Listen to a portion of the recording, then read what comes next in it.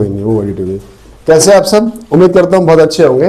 तो आज का जो हमारा चैप्टर है वो है प्रोडक्शन फंक्शन के बारे में। ठीक है, होप सारे बहुत अच्छे होंगे। हाँ जी, यहाँ पर ध्यान दो। तो प्रोडक्शन फंक्शन के चैप्टर हम लोग शुरू करते हैं। सबसे पहले हम लोग प्रोडक्शन के बारे में जान लेते हैं। प्रोडक्शन क्या होता है? इधर देखो, प्रोडक्शन फंक्शन हमें क्या बताता है? It shows the relationship between input and output in the production process. अब प्रोडक्शन के अंदर इनपुट क्या होता है, आउटपुट क्या होता है? भाई साहब हेलो, क्या होता है इनपुट और आउटपुट?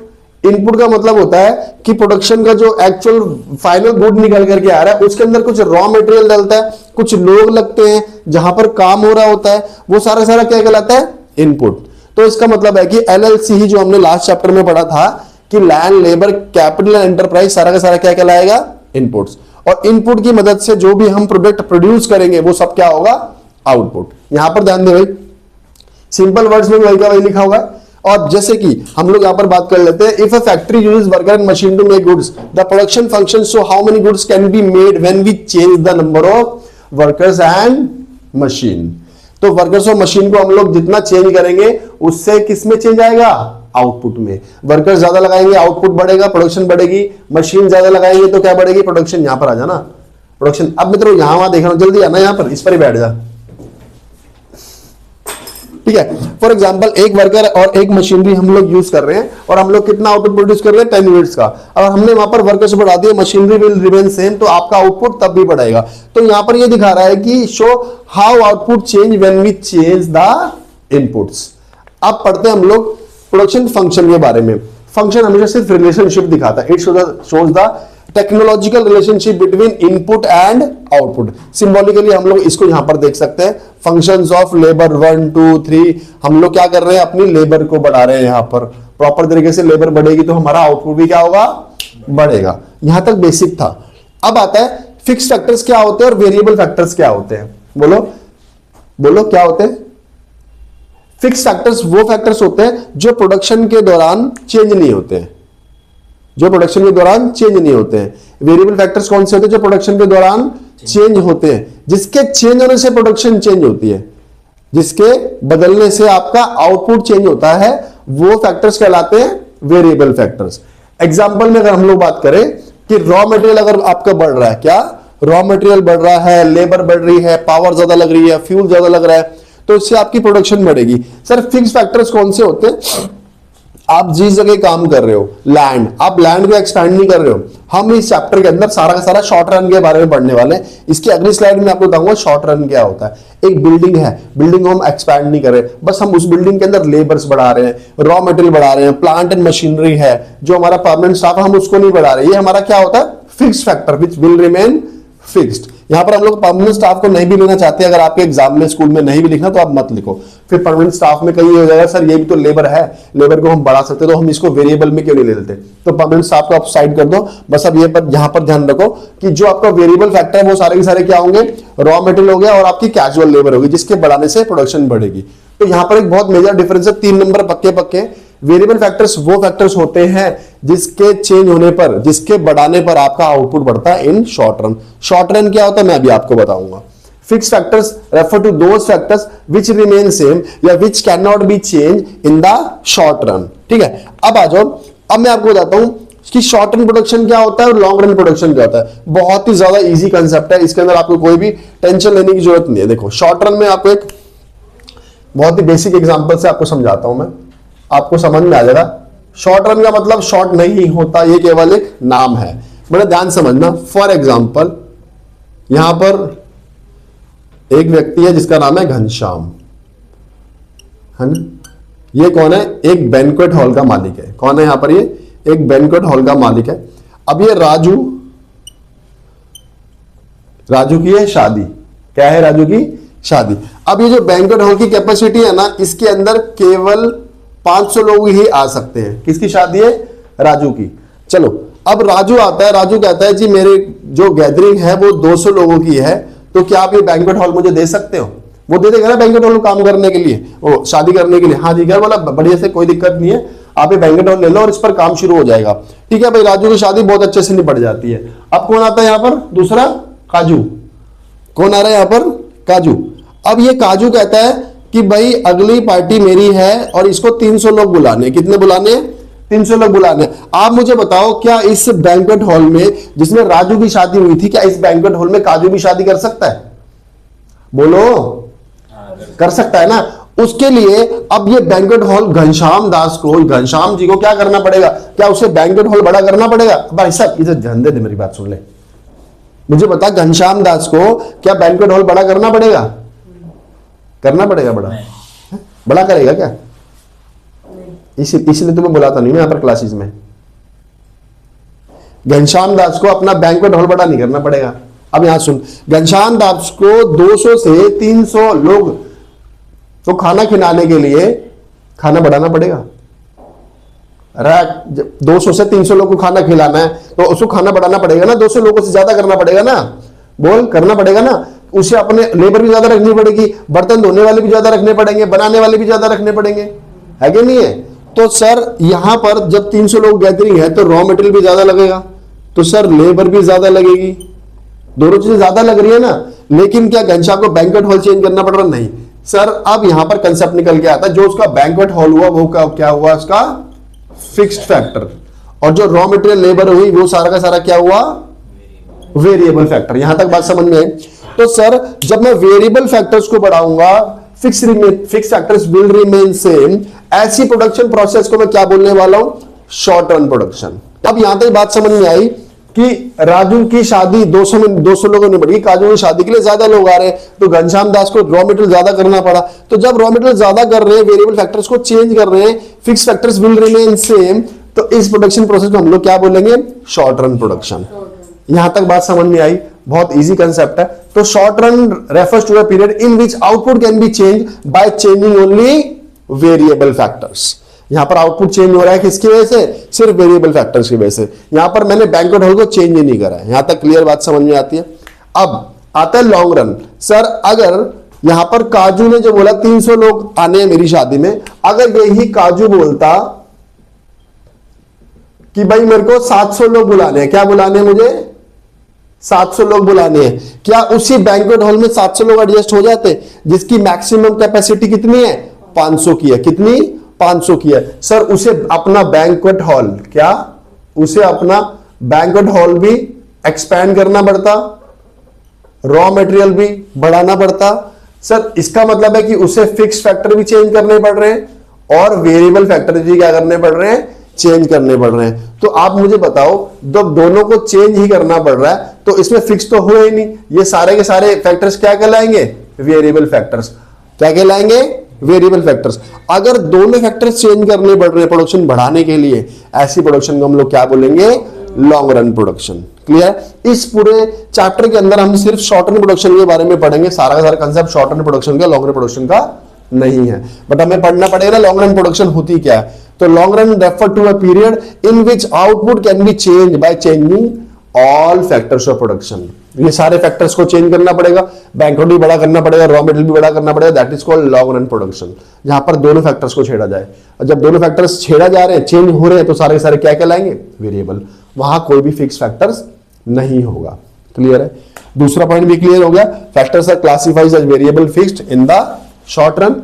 इसके अंदर दो फैक्टर्स आते हैं, वेरिएबल फैक्टर्स और फिक्स फैक्टर, लेकिन इसके अंदर सिर्फ केवल एक ही फैक्टर्स आते हैं विच आर वेरिएबल। ठीक है? इसके अंदर शॉर्ट रन के अंदर जो डिमांड है वो ज्यादा एक्टिव होती है in price determination as supply can not be increase immediately with the increase in demand. क्योंकि शॉर्ट रन के अंदर आप इमीडिएटली इंक्रीज नहीं कर सकते हैं, अपने बैंक्वेट हॉल को बड़ा नहीं कर सकते इमीडिएटली। कभी होता है क्या? आपके पास में आई कोई भी डिमांड आई और सडन ऑफ क्या अपने बैंक्वेट हॉल को बड़ा कर सकते हो? सर कभी भी नहीं कर सकते अपने बैंक्वेट हॉल को बड़ा हम लोग। लेकिन लॉन्ग रन के अंदर हमारे पास में टाइम होता है, हम उसको बड़ा भी कर सकते हैं, एक्सपैंड भी कर सकते हैं, इसलिए उसको लॉन्ग रन प्रोडक्शन बोला गया है। करेक्ट? अब नेक्स्ट आता है आपका कॉन्सेप्ट ऑफ प्रोडक्ट। प्रोडक्ट होता क्या? बहुत बेसिक बात है सर। प्रोडक्ट का मतलब तो वही आउटपुट जिसके अंदर जिसको हमने प्रोडक्शन करी थी, जो भी फर्म है during specific period of time में प्रोडक्शन करती है, वो क्या कहलाता है? आपका प्रोडक्ट। सिंपल सी बात है। अब यहां पर प्रोडक्ट को तीन टाइप्स में बांटा गया है, total product, average product and marginal product. अब हम लोग उसको शेड्यूल्स के माध्यम से समझेंगे कि बहुत इजी शेड्यूल है, क्या होता, कैसे होता, कैसे नहीं होता। बहुत ध्यान से समझना, बहुत इजी कंसेप्ट है।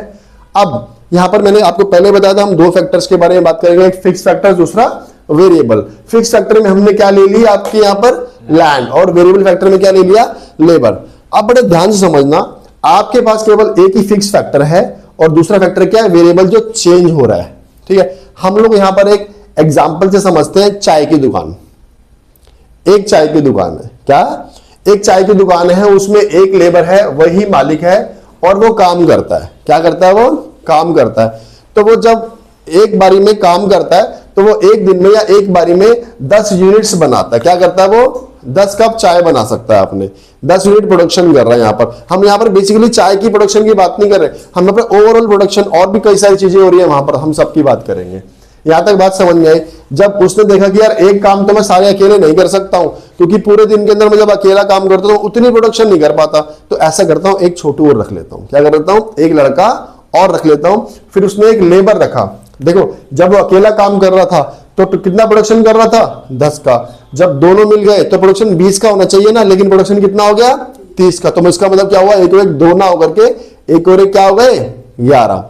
वो क्या करता है कि अच्छा कहता है अभी तो और भी काम बढ़ा सकते हैं, तो उसने तीसरा लड़का और रख लिया। फिर प्रोडक्शन कितनी हुई, 45 यूनिट्स की। अब ये प्रोडक्शन बढ़ कैसे रही है, पहले वो अकेला था, चाय खुद बना रहा था, ऑर्डर भी खुद दे रहा था, सर्विंग भी खुद कर रहा था, पैसे भी खुद कलेक्ट कर रहा था, टेंसिल्स भी खुद ही धो रहा था। इसी तरह से उसने लड़के अपने पास में बढ़ाने शुरू किए। फिर उसने 4 लड़के रखे, प्रोडक्शन और बढ़ी। अब क्या हुआ, जैसे उसने 5वां लड़का रखा ना, उसने ये देखा कि यार 5वां लड़का रखने से ना कोई फायदा नहीं हुआ, प्रोडक्शन नहीं बढ़ी। और सबसे बढ़िया प्रोडक्शन कहां पर रही, सर 4 जब लड़के रखे ना तब हमारा प्रोडक्शन बढ़ रहा था, लेकिन 5वां लड़का रखते ना प्रोडक्शन हमारी रुक सी गई। तो इसका मतलब 5वें लड़के ने कोई भी कंट्रीब्यूशन नहीं दिया। यहां तक बात समझ में आई। उसने 6ठा लड़का और रखा, भैया जितनी प्रोडक्शन पहले हो रही थी अब और कम हो गई। क्यों, क्योंकि चाय बनाने का जो किचन है वो तो लिमिटेड ही है, कोई बहुत बड़ा किचन थोड़ी है, छोटी सी स्पेस है, उसके अंदर मैक्सिमम 4 लोग काम कर सकते हैं, मैक्सिमम 4 लोग काम कर सकते हैं। 5वां आने के बाद तो प्रोडक्शन बढ़ा ही नहीं उसने, 6ठा आने के बाद तो नेगेटिव ही हो गया। क्यों, अंदर बाहर कर रहे हैं, इन आउट हो रहा है, बातें कर रहे हैं, इन सब चीजों से प्रोडक्शन क्या हो गई, उल्टा डाउन चली गई। यहां तक प्रोडक्शन समझ में आई कि प्रोडक्शन हमारी बढ़ क्यों रही है। जैसे हम लोग लेबर लगाते हैं हमारी प्रोडक्शन बढ़नी शुरू होती है। अब कंसेप्ट आता है एमपी का, that is called marginal product. अब देखो इस स्लाइड के अंदर मैं आपको दिखाता हूं मार्जिनल प्रोडक्ट की डेफिनेशन क्या होती है। उससे पहले हम लोग टीपी की डेफिनेशन देख लेते हैं। टीपी डेफिनेशन हुई कि हम जितना भी प्रोडक्शन कर रहे हैं टोटल में, वो टोटल प्रोडक्शन हमारी जितनी भी हो रही है वो टीपी कहलाएगा।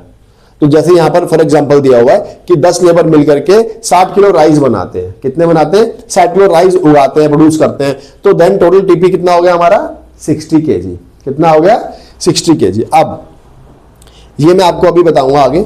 फिर आता है एमपी, हम एपी को इसके बाद पढ़ेंगे। अब आता है एमपी, मार्जिनल प्रोडक्ट। कहता है कि एक इनपुट बढ़ाने से, हम यहां पर किसको बढ़ा रहे हैं, लेबर को। फिक्स क्या है यहां पर हमारी, लैंड। एक लेबर बढ़ाने से, मोर यूनिट वेरिएबल फैक्टर के एम्प्लॉय करने से हमारे टोटल प्रोडक्ट्स में जितना भी चेंज आता है वही चेंज कहलाता है मार्जिनल प्रोडक्ट।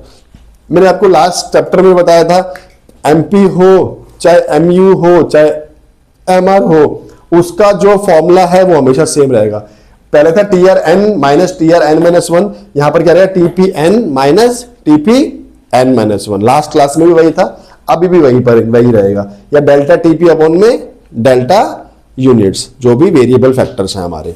ठीक है, अब देखो, अब मैं आपको यहां दिखाता हूं कि जब एक लेबर लगा उसने 10 की यूनिट प्रोड्यूस करी, जब दूसरा लगा तो दोनों ने मिलकर के 30 की बनाई। लेकिन दूसरे के आने से एडिशनल कितना बढ़ा सर, कितना, 20 का। तो भाई ये तो बहुत ही बढ़िया बात हो गई। अब तीसरे के आने से प्रोडक्शन तो बढ़ी, लेकिन उतनी तेजी से नहीं बढ़ी जितनी तेजी से दूसरे के आने से बढ़ी थी। दूसरे के आने से कितने से बढ़ गई थी, बिल्कुल 20 से बढ़ गई थी। तीसरे के आने से बढ़ तो रही है लेकिन थोड़ी सी स्पीड स्लो हो गई है, 15 से बढ़ रही है। चौथे के आने से क्या हो रही है, सर बढ़ भी और बढ़ रही है, लेकिन किससे, थोड़ी सी स्पीड स्लो हो गई है। लेकिन 5वां जैसे आया ना, उसने कोई भी कंट्रीब्यूशन नहीं दिया, है ना। तो आप मेरे को एक और, जैसे छठा आया तो वो नेगेटिव फेज चला गया। अब आप छोटी सी मुझे बात बताओगे, इन तीनों फेज में से phase 1, phase 2, phase 3, increasing returns का मतलब होता है कि रिटर्न इंक्रीज हो रहे हैं, that is called MP, increasing returns. Diminishing returns कि सर बढ़ तो रहे हैं, प्रोडक्शन बढ़ तो रही है लेकिन उतनी स्पीड से नहीं बढ़ रही जितनी स्पीड से एकदम से पहले वाले फेज में बढ़ी थी, लेकिन बढ़ रही है। क्या बढ़ रही है, जिसको हम लोग क्या बोलेंगे, डिमिनिशिंग रिटर्न्स। डिमिनिशिंग मतलब कि पहले थोड़ी ज्यादा तेजी से बढ़ रही है, अब उसकी स्पीड स्लो हो गई लेकिन बढ़ रही है। लेकिन तीसरे में क्या होता है, रिटर्न्स नेगेटिव हो जाते हैं। सर जहां पर पॉजिटिव काम चल रहा था, जीरो हो गया, वहां पर नेगेटिव हो गया, यहां पर तो रहना पसंद नहीं करेगा। तो अब आप मुझे बताओ, जो प्रोड्यूसर एज ए फर्म, अगर आप फर्म हो, आप इसमें से कौन से फेज में रह के काम करना पसंद करोगे? आप फर्स्ट बोल रहे हो, आप बोलो फर्स्ट। अच्छा, क्या प्रोड्यूसर इस वाले फेज में रह के काम नहीं करेगा? 4 लड़के नहीं रखेगा? मुझे बताओ, आप मुझे बताओ, सबसे ज्यादा बड़ी प्रोडक्शन किसकी है, कितने लड़के रखने पर है? 4 पर। आप मुझे बताओ ना, चाहे प्रॉफिट लेकिन बढ़ तो रहा है ना प्रोडक्शन, चाहे थोड़ा तेजी से कम बढ़ रहा है लेकिन यहां तक बढ़ तो रहा है ना। तो भाई प्रोड्यूसर जो है ना, फेज 2 में रहना पसंद करेगा, फेज 3 में नहीं जाएगा। फेज 1 में तो बहुत मजा आ रहा होगा, फेज 2 में कम मजा आएगा। प्रोडक्शन तो बढ़ रही है ना, लेकिन प्रोडक्शन तो बढ़ रही है ना।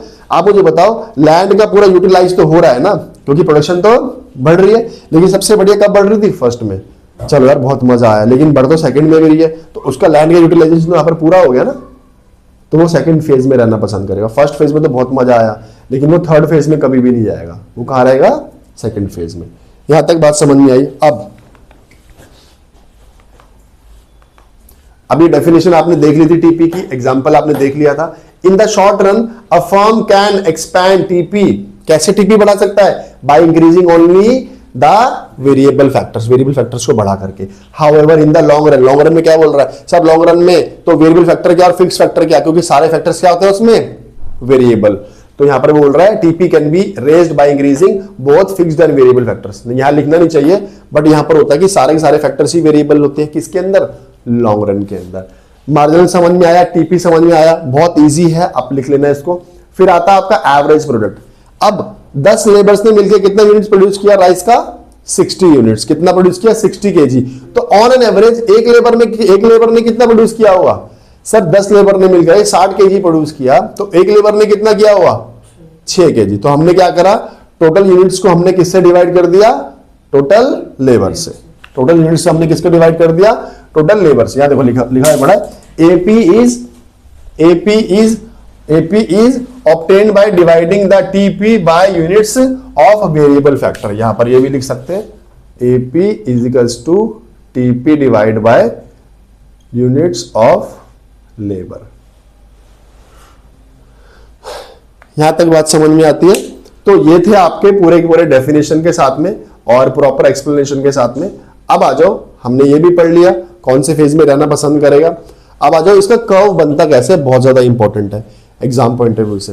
देखो ये आपका आया टोटल प्रोडक्ट, टीपी और यूनिट्स ऑफ वेरिएबल फैक्टर्स। यहां पर क्या दिखा रहा है? एमपी और units of variable factors.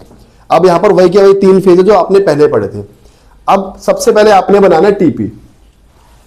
TP क्या हो रहा है? बढ़ रहा है, फिर मैक्सिमम होता है, नीचे देखा था आपने।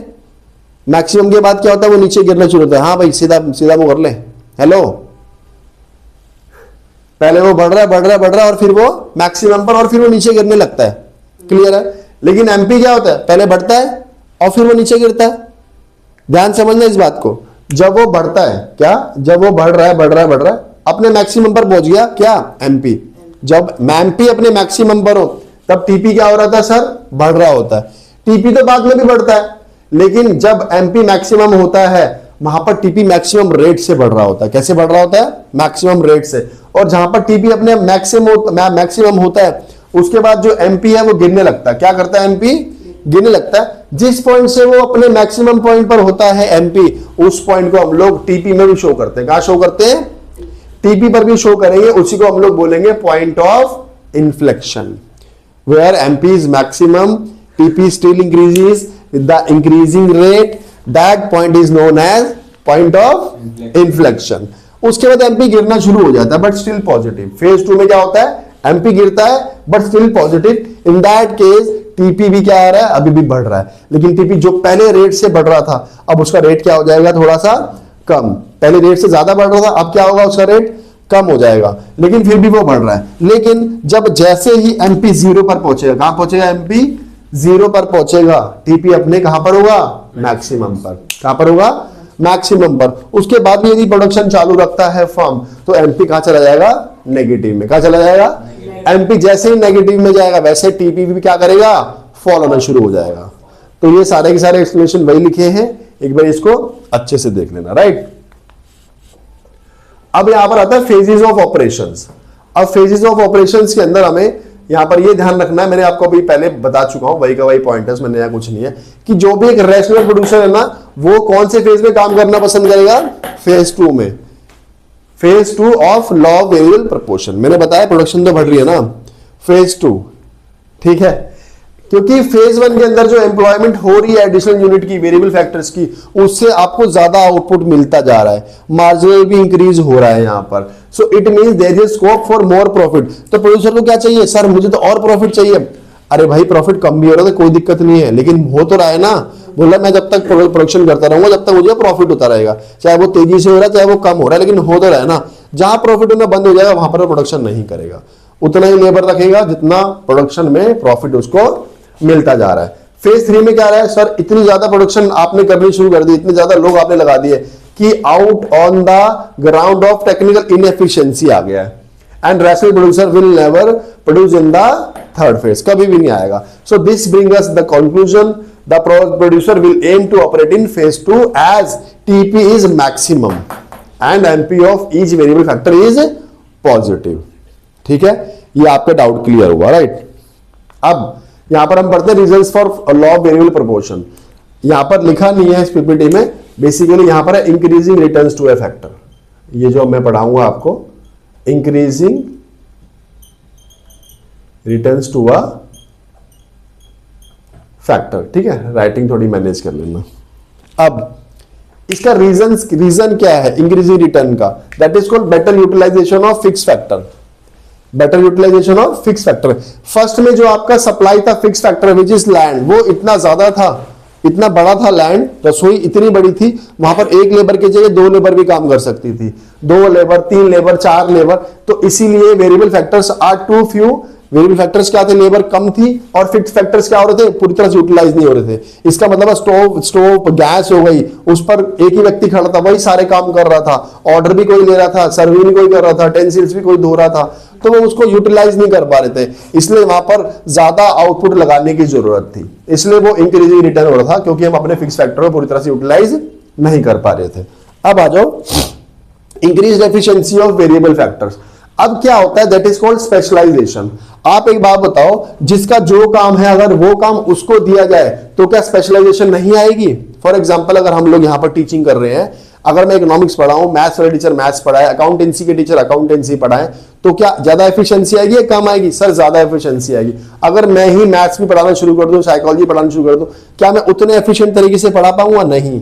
तो यहां पर जैसे ही वेरिएबल फैक्टर्स लगाए, अलग अलग जगह पर उनको अपने स्पेशलाइज्ड वे में लगाया, तो उनकी एफिशिएंसी क्या हो गई, यहां पर इंक्रीज हो गई, ज्यादा कॉर्पोरेशन मिलना शुरू हो गया, high degree of specialization between different units of variable factors.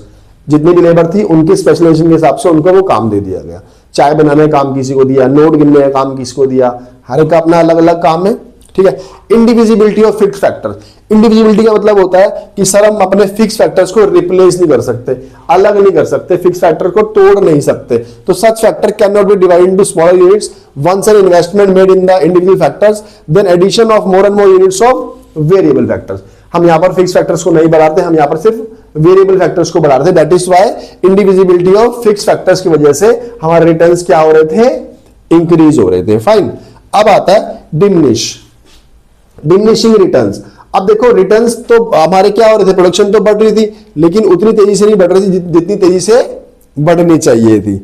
Clear है। अब जब हमारा प्रोडक्शन बढ़ रहा है तो यहां पर ऑप्टिमम कॉम्बिनेशन ऑफ क्या हुआ, फैक्टर्स हुआ। इसका मतलब क्या होता है कि जो जितने लेबर्स हमें चाहिए थे हमारे फिक्स फैक्टर पर, लैंड पर, उतने के उतने फैक्टर्स हमें लग रहे थे, उतने के उतने फैक्टर्स हमें मिल रहे थे। तो that is called optimum combinations of factor. 4 लोग रसोई के अंदर चाहिए थे, 4 के 4 लोग रसोई में लगे हुए थे मैक्सिमम। इसका मतलब हुआ optimum combination of factors. Proper combination था फिक्स का भी और वेरिएबल का भी। नेक्स्ट आता है आपका इम्परफेक्ट सब्स्टिट्यूट।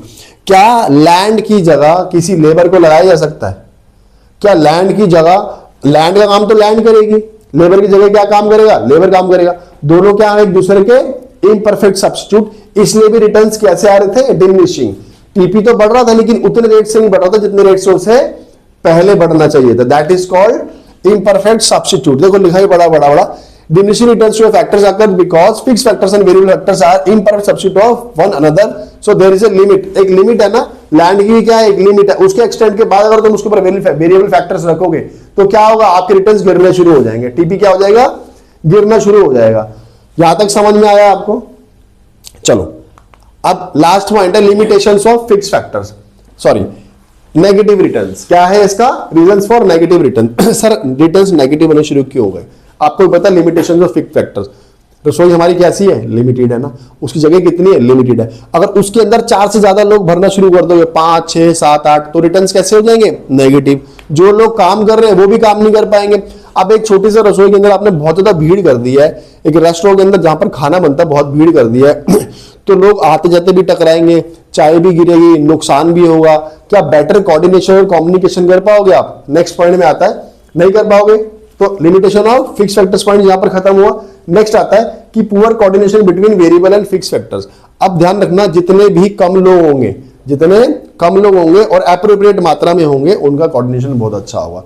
लेकिन अगर आपने ज्यादा लोग रख दिए, क्या कर दिए, ज्यादा लोग रख दिए, तो क्या होगा, आपका कोऑर्डिनेशन बहुत ही ज्यादा बुरा हो जाएगा। टू एक्सेसिव लोगों में सिर्फ नुकसान के अलावा कुछ नहीं होता। एक्चुअल में ऐसा होता है, जब बहुत ज्यादा लेबर्स रख देते हो ना, तो वो बातें करती हैं। जब हम मैं काम कर रहा हूं, एक बंदा काम से हटेगा, दूसरा बंदा काम करेगा, तो प्रोडक्शन बढ़ेगी कहां से? आप समझ रहे हो? तो वही का वही सारा का सारा पॉइंट आता है, decrease in efficiency of variable factor. Sir एक बंदा लगातार काम कर रहा है, क्या कर रहा है, अपनी ड्यूटी को परफॉर्म कर रहा है, लगातार काम कर रहा है। फॉर एग्जांपल एक क्लास के अंदर टीचर एक पढ़ाता है, 40 मिनट्स का पीरियड होता है, एक टीचर वहां पर उसी क्लास में 40 मिनट के अंदर 4 टीचर रख दिए। क्या रख दिए? 4 टीचर्स रख दिए पढ़ाने के लिए। तो एक टीचर 10 मिनट पढ़ाएगा, दूसरा 10 मिनट, तीसरा 10 मिनट, चौथा 10 मिनट। इतने में तो 10 मिनट में तो कंसेप्ट शुरू होता है। क्या होता है? कंसेप्ट शुरू होता है। अगर वहां पर हमने टीचर्स रख दिए बहुत सारे, तो कंसेप्ट शुरू होगा, जब तक तो उसका चेंज होने की बारी आ जाएगी। जब तक क्या बच्चों को चैप्टर समझ में आएगा, तो क्या एफिशिएंसी बढ़ेगी? सर बिल्कुल भी नहीं बढ़ेगी। रिटर्न्स क्या हो जाएंगे? नेगेटिव। पॉजिटिव से भी क्या हो जाएंगे? नेगेटिव। डिमिनिशिंग से भी क्या हो जाएंगे? नेगेटिव। और एमपीवी क्या जाएगा? नेगेटिव में। यहां तक बात समझ में आती है। तो अब ये वही डायग्राम है जो हमने पीछे पढ़ा था, इसमें कुछ भी चेंजेस नहीं है, बस यहां पर टीपी और एमपी को अलग से रिलेशनशिप के अंदर शो किया गया है। ये बहुत इंपॉर्टेंट है, डायरेक्ट एग्जाम में लिखते हो तो आपका 3 नंबर का क्वेश्चन एग्जैक्ट पूरा हो जाता है। 6 नंबर में भी आता है क्वेश्चन, बट थोड़ा सा और इसके अंदर आपको एक्सप्लेन करना होता है, और एक छोटा सा क्वेश्चन और जोड़ देते हैं इसके अंदर। ये सेम टू सेम वही है, ये वही का वही जो आपने पीछे देखा था, बस यहाँ पर as long as TP increases at increasing rate MP also increases. मैंने क्या बताया था, टीपी का रेट क्या है? एमपी। एमपी बढ़ेगा तो टीपी भी बढ़ेगा इंक्रीजिंग रेट से। अब दूसरा, TP increases eight diminishing rate. तो डिमिनिशिंग रेट सर, डिमिनिशिंग मतलब क्या था सर? एमपी। एमपी क्या हो रहा होगा? डिक्रीज हो रहा। It start happening when 3rd unit, तीसरे यूनिट से शुरू हो रहा है यहां पर, और कब तक चल रहा है? 5वीं यूनिट तक चल रहा है। अब जब टीपी अपने मैक्सिमम पर पहुंच जाता है, ये टीपी अपने मैक्सिमम पर पहुंच जाता है, तब एमपी क्या हो जाता है? 0। क्या हो जाता है? 0। और टीपी यहां पर क्या है? स्टार्ट डिक्रीजिंग, और एमपी बिकम्स नेगेटिव। क्लियर है? तो इस पॉइंट के बाद तो प्रोडक्शन करेगा नहीं, उसे पता लग गया यार मैं तो नुकसान के अंदर जाऊंगा, तो ये काम मुझे करना नहीं है। इसके अंदर कुछ भी बड़ी चीज नहीं है, वही के वही सेम है। समझ में आया आपको? चलो अब ये एक रिलेशनशिप और है एपी और एमपी के बीच में। एपी निकालने के लिए मैंने आपको बताया था, ये रहा आपका एपी। जो भी आपका टोटल प्रोडक्शन होता है, अगर मैं उसको वेरिएबल फैक्टर से डिवाइड करता चलूं, तो 10 को मैंने डिवाइड किया 1 से, 10 डिवाइडेड बाय 10, 10 डिवाइड में, अभी देखो हम लोग यहीं पर निकाल लेते हैं। अगर आप एपी की बात करें तो एपी हम लोग यहीं निकाल लेते हैं। 10 डिवाइडेड बाय 1 कितना हुआ? 10। 30 डिवाइड बाय 2 कितना हुआ? 15। 45 डिवाइड बाय 3 कितना हुआ? 15। 52 डिवाइड बाय 4 कितना हुआ? 13 ही तो है। 52 डिवाइड बाय 5 कितना हुआ? 10.4। हाँ 10.4। और 48 डिवाइड बाय 6 कितना हुआ? आपका 8। यहां तक बात समझ में आई? तो एपी आपने कैलकुलेट कर लिया। अब यही एपी मैं आपको यहां पर दिखाता हूं, ठीक है? हमने इसको कैलकुलेट कर लिया था, तो आपको बस दिखाने के लिए था, क्योंकि इस स्लाइड में टीपी नहीं दिया हुआ था। तो आप बड़े ध्यान समझेंगे, एमपी तो क्या होता है? पहले बढ़ता और फिर गिरता है। अब as long as MP is more than AP, जब भी मार्जिनल प्रोडक्ट आपके एवरेज प्रोडक्ट से बड़ा होगा, एपी क्या करेगा? बढ़ेगा। क्या होगा? एपी। लेकिन इस केस में एमपी हमेशा मोर देन एपी होना चाहिए। यहां पर देख लो, एमपी अगर मोर देन एपी है तो एपी क्या करेगा? सर एपी राइज करेगा। और एमपी अगर AP के इक्वल हो जाता है। यहां पर देखो कट कर रहा है ना, क्या AP is at its maximum. AP कहां पर रहेगा? मैक्सिमम पर रहेगा। और जैसे ही MP छोटा हो जाता है किससे? AP से, तो AP क्या हो जाता है सर? Start falling. क्या हो जाता है? AP start falling. यही 3 लिखने हैं इसके अंदर में। और MP बिकम्स, देखो MP लेस देन AP ये लिख लिया। Thereafter both AP and MP falls but MP becomes negative and zero. Negative भी, जीरो भी होता है, नेगेटिव भी होता है, लेकिन एवरेज प्रोडक्ट कभी भी जीरो नहीं होगा, ना तो नेगेटिव होगा, ना तो जीरो होगा, ना तो कभी नेगेटिव होगा। क्यों? AP किस पर डिपेंडेंट है? एवरेज प्रोडक्ट किस पर डिपेंडेंट? टोटल प्रोडक्ट पे। किस पे? Total product. क्या कभी टोटल प्रोडक्ट जीरो हो सकता है? क्या हमारी प्रोडक्शन जीरो हो सकती है? मैंने भर भर के जितनी मर्जी लेबर लगा दी, क्या प्रोडक्शन कभी जीरो होगी? सर प्रोडक्शन कभी जीरो नहीं होगी, तो इसलिए AP कभी जीरो नहीं होगा। और नेगेटिव तो मतलब नहीं होता, जब जीरो ही नहीं हो रहा तो ना तो जीरो होगा ना तो वो नेगेटिव होगा। यहां तक बात समझ में आती है? Students, thanks for watching this video. फिर से लाइक शेयर एंड कमेंट। आप लोगों के लिए वन शॉट वीडियो बनाई, जितना मेरे से पॉसिबल हो पाए, जितना मैंने कहा, जितना कोशिश मैंने की अच्छे से इसको कवर अप करूं, चीजों को कवर अप करूं। So once again like share and subscribe. Thank you.